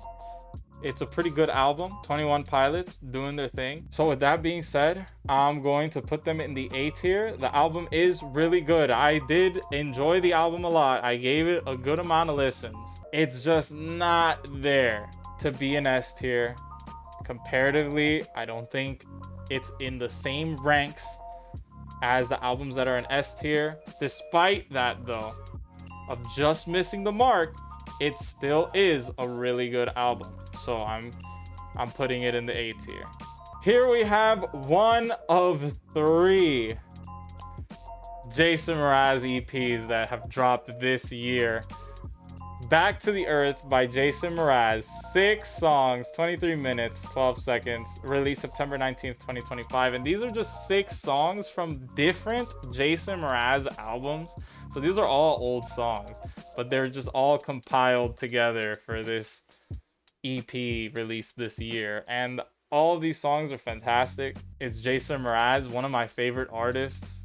You know, again, I think I've made it very clear. I love music, and this guy is like my guy when it comes to that. I love feel good, happy music as well, and he has those as well, and he's got a lot of love music as well. And this is the guy that I go to when, you know, I'm in the mood for listening to something like that. You know, this is like my goat, and all of these songs are great. Despite that, it's not anything new, you know, but I still love all these songs nonetheless and enjoy listening to them.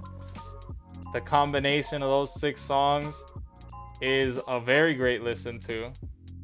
So I'm gonna put it in B tier. I enjoyed it. Now we got Sincerely PS by Kali Uchis. 19 songs, 1 hour, 6 minutes. Released October 3rd, 2025. This is the first Kali Uchis album I listened to. I have not listened to any of her previous work, and I really only know her from that one Tyler the Creator song, like, can I get a kiss? And can you make it last forever? I said I'm about to go to war. But yeah, I gave this album a listen to because someone recommended me this album. She put it in my radar, and yeah, you know, I did enjoy this album. I like Kali Uchis' sound, you know. Instrumentation is on point as well. The instrumentals are cool. You feel me? She has a nice, lush voice. I like the vibe. I like the ambiance it provides. So I enjoyed Kali Uchis. This was a solid first project to listen to. I fuck with the sound. I fuck with the style. I thought it was really good, so I'm going to put it in the A tier. Going back to Jason Mraz, EP number 2 out of 3. Things Are Looking Up by Jason Mraz. 6 songs, 23 minutes, 1 second. Released October 3rd. Again, just like the last EP, these are just a compilation of 6 random songs from various different albums. They're all great songs too. I like all these songs as well. Love Jason Mraz. Really have nothing much to provide. It's just a rinse and repeat of Back to the Earth. So with that being said, I'm going to also put it in the B tier for enjoyed it. And last of the Jason Mraz EP trilogy that he dropped in 2025, we have Love, Love, Love, Love, Love by Jason Mraz. 6 songs, 27 minutes, 1 second. Dropped October 17, 2025. And again, like the last 2, just a rinse and repeat. 6 random songs from various albums of his. So this isn't anything new, but I love all these songs nonetheless. So like the other 2, I'm putting Love, Love, Love in the B tier for enjoyed it.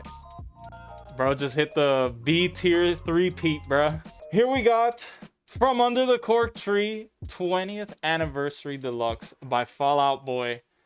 31 songs, 1 hour, 47 minutes, 2 discs. October 17th, 2025, this was released.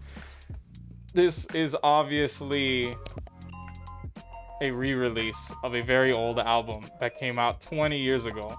20 years ago. Holy shit, bro.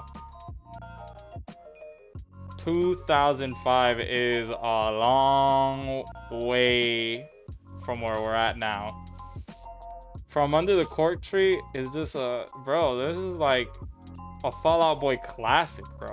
So many iconic songs here. Dance, Dance, Sugar, We're Going Down, Nobody Puts Baby in a Corner, XO, like just fantastic songs, bro. And this album is just like, just consistent through and through. The second disc is a lot of just like different versions of some of the songs here. So it's a little bit like fluffed up with too much, right? Like I wish it would have been a little less. It would have been nice if like the deluxe was just the other different songs that are in the deluxe, like Start Today and The Music or The Misery, because I could do without the different variants of Dance Dance and Sugar We're Going Down, you know. But nonetheless, this is just still a bop. even with the repeated dances and sugar we're going down, it's still from Under the Cork Tree, and that's a great album, so I'm going to put it in B tier for enjoyed it. Now here we have Princess of Power Deluxe by Marina. 18 songs, 1 hour 5 minutes. Released October 24th, 2025. This is the first Marina album I have ever listened to. First Marina project I've ever listened to. I really only know Marina for 2 songs, and that's Immortal and the absolute fucking banger known as Prima Donna. Okay, that shit is a bop. Outside of that, I have not listened to any other Marina songs, and my friend put this on my radar because she's really the one that put me on to Marina, and so she was very excited for this album. And so I'm like, you know what, bro? Prima Donna is such a fucking bop that it's time to listen to Marina. And this album is not good. I'm sorry. There are some good songs in this album. Princess of Power, Metallic Stallion, Everybody Knows I'm Sad, and Key to the Castle. Great songs. But it doesn't warrant that the rest of the album is just like not the best to listen to. Marina does a lot of stuff that kind of ruins songs. You know? Like Contissimo. I don't like the chorus. I don't like Contissimo, na na na na na na, Contissimo. I just don't like that. And then I just also don't like the word Contissimo. I get it's supposed to be like a woman empowering song, but I feel like, I don't know, maybe a less cringy word could be used. Like, I know like girls like to say that something is cunty. You know what I mean? Or it's serving cunt, right? I don't know. Like, but it's just like, I don't know, dude. Like, it just a better word could have been used. You know, it's just, yeah. And then Butterfly, I don't like Butterfly when it does the, yeah, I'm a butterfly. I just wanna be you. I don't like that part of Butterfly. Outside of that, the song is good. Like, if it removed that, it would have been a solid song. It would have been a pretty good song. Hello Kitty is just, it's so frustrating because it has such a fucking fire line, and then it's just ruined with her like saying rah rah, like she's like, it's very cringe. It's just very cringe.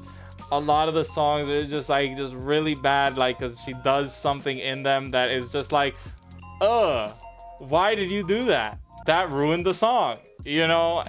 So it's just, it's unfortunate. It's unfortunate. There are good songs in this album, though. There are good songs in this album, but those few good songs don't warrant like the disaster that she does in a lot of the other songs. And it's like, damn, that fucking sucks. So I'm going to have to put Princess of Power Deluxe in D tier for not the best. Now here we have another return from last year's list, but this time as a deluxe. Chromacopia Plus by Tyler the Creator. I know it says 2024 right there, but let me cook. 15 songs, 57 minutes, 43 seconds. I know it says released October 29th, 2024, but the licensing right here shows 2025, okay? Right below it, the licensing says 2025, so it was actually released this year. This deluxe was released this year, okay? This deluxe only adds one extra song. This album was an S tier for me last year, and it still is, but I have the rule of where I bar any albums that are from previous years and only technically come out this year from S tier. But this album is so good, and it's still relatively new, that I'm not gonna do the same thing that I did for the Marshall Mathers LP and keep it in B tier. I will put this album in A tier for really good, okay? I just enjoyed Chromacopia that much, okay? And having it in my rotation again, it was very nice to listen to. Tyler, the creator, has impressed me with Chromacopia and Don't Tap the Glass. They're in the S tier, but I'm gonna put it in A tier. I know it's not a brand new album. It technically came out last year, and now it's just come out this year with a deluxe. So I should keep it in the B tier, but it's just so good. And the deluxe doesn't add too much like SZA did with SOS Deluxe LANA, and like how Fall Out Boy did with From Under the Cork Tree, you know, just adding a whole ass second disc. It's one extra song, so like the album is still essentially like the same, and that one extra song, he's just like on his shit, just rapping, bro. I want to put this in S tier for favorite, but for the fairness of the list, I can't do that. I can't, because it already had its time in 2024. It's not a brand new release. It is a re-release that came out, so I have to bar from S tier, but I'm putting it in A tier, you know, just because it's just that good. Now here we have Wiped Out 10th Anniversary Edition by The Neighborhood, and I know it says 2015, but again, like the last one, let me cook. 22 songs, 1 hour 15 minutes. Okay, and I know it says October 31st, 2015, but the licensing there says 2025. This 10th anniversary edition was dropped this year on October 31st, 10 years to the day of when this album released. Okay, and this was something I listened to growing up. I listened to The Neighborhood. I've listened to their I Love You album. I've listened to their Black and White mixtape, and this was the last album I've listened to of theirs, Wiped Out. Okay, I haven't heard The Neighborhood since, because I know they had a few more projects after Wiped Out, but I just, you know, didn't keep track of them. Hearing Wiped Out was nice. It's a great album. I love it, you know, like it's always great going back down memory lane, you know, some great songs in there too. Pretty solid stuff, can't complain. So I'm gonna put it in B tier. I enjoyed it, you know, it's nothing new, and it's just an old familiar sound, man, and I liked it. Now here we have Everybody Screams Chamber version by Florence and the Machine. 16 songs, 1 hour 4 minutes, released on November 3rd, 2025. And the same friend that put Marina's Princess of Power album in my radar put this album in my radar as well. She also really likes Florence and the Machine. I was feeling a little bit iffy and skeptical about listening to this album. This is the first Florence and the Machine album that I ever listened to as well. I decided, okay, I'll give it a listen. I'll give it a chance, you know, and it's all right. The vocal performances from the lead singer, amazing. She has an incredible voice, but none of these songs really stuck out to me like that. They're not bad, but like, you know, I just wasn't really vibing with them all that much. This album, like, kind of a lot of the songs gave me like a Renaissance fair type of vibe, you know, like I felt like I was in like a Renaissance fair or some shit like that. Very like wicked and ethereal sounding songs, but yeah, they didn't really like resonate with me all that much. Despite that though, again, like her vocal performances are just amazing, like just an incredible voice, but it just, something wasn't clicking while I was listening to this album. I gave it like 2 or 3 listens, you know, like, and it wasn't meshing with me. So, but I don't think it's outright bad. Not like Princess of Power anyway. So I'm going to put this album into the C tier. It was okay. Moving on to the final 3 albums we have here. Up first, Ultrasound by The Neighborhood. 15 songs, 57 minutes, 4 seconds. Released November 14th, 2025. Yes, The Neighborhood not only dropped a 10th year anniversary for their Wiped Out album, but then they dropped new music. So I was like, you know what? It's time. let's hear what the neighborhood's got. And this album was pretty solid, you know, like, now, I mean, I don't think it's as good as their past albums that I have heard, but this was good, you know. I liked it. Very chill, somber music, and I enjoyed my time listening to it. So I'm going to put this album in the B tier for enjoyed it. Final two here, we got I Hope You're Happy Deluxe by BigXthaPlug. 14 songs, 34 minutes 11 seconds, dropped on November 21st 2025. This album is a country rap album. It's BigXthaPlug collaborating with a bunch of country artists, and I hate country. I hate the sound of it. I hate the accents. Well, let me backpedal. I don't hate the sound. I like acoustic instrumentation, but I hate the accents. The accents are awful. That's like the thing I don't like about country, okay?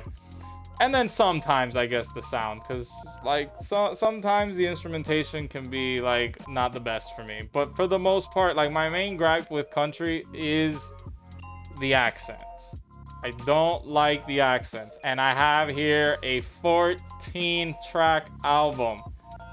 34 minutes worth of listening to country accents. So could you guess where I'm going to place this album? And BigXthaPlug's rapping does not mesh well with country instrumentation, okay? The instrumentals do not complement his rap style and his voice. So a lot of the rapping to me sounded very off and kind of cringe in this album. So I'm just gonna put this in the D tier for not the best. I did not enjoy this album. I did not like it. Not his finest work. And hopefully moving forward, he does not drop something like this again. He just drops a traditional rap album. And last but not least, we have Man's Best Friend, bonus track version by Sabrina Carpenter. 13 songs, 42 minutes, 17 seconds. Released on Christmas Eve. Sabrina Carpenter decided to gift us with one extra track in this album. Man's Best Friend was actually, in my opinion, better than Short and Sweet. I actually enjoyed this album a whole lot more than I did Short and Sweet. Now, there are still some songs that she'll do something where it's like, man, if only you didn't do this, or if only you did this a little bit more, I would have liked this song a whole lot more.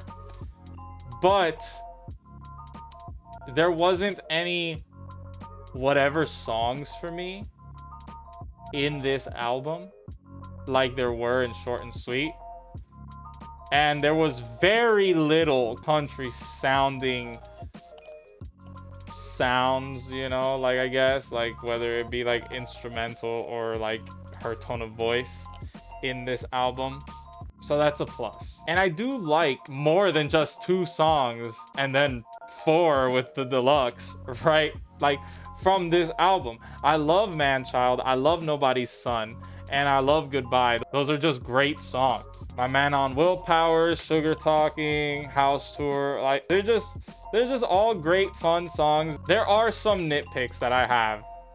Like in certain songs, I wish she would have done more of this. Other songs, I wish she would have done less of that, right?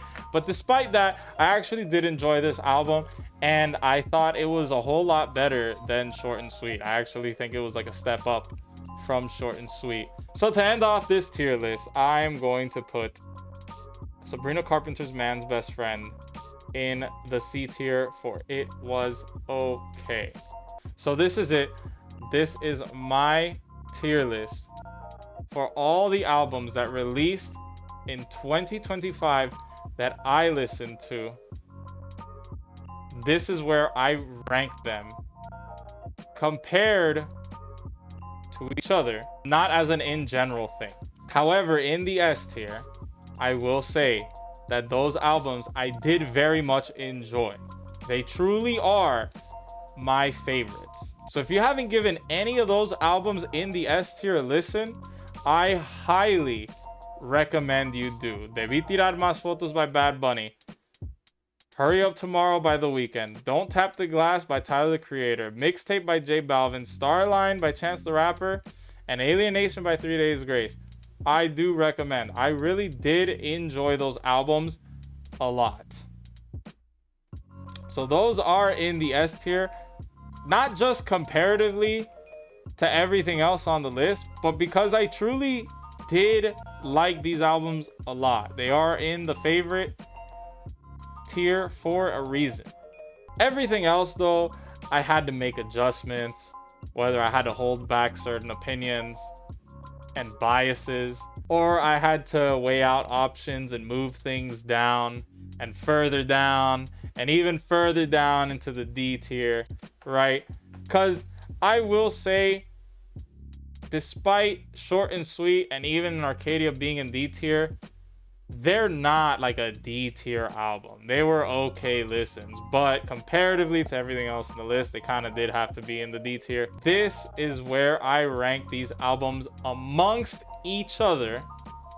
Once again, my S tier, those are my favorite albums that I listened to that released on this year. And if you haven't given them a listen, I 100% recommend those 6 albums. With that being said, thank you guys for watching. Let me know what your favorite album you listened to that released in 2025. Let me know what your thoughts and opinions are on my list, whether you agree, whether you disagree, and I would appreciate a like and a subscribe if you haven't done so already. But yeah, with that being said, this is the end of the video. This is everything I got to say about all these albums that I've listened to. Until next time.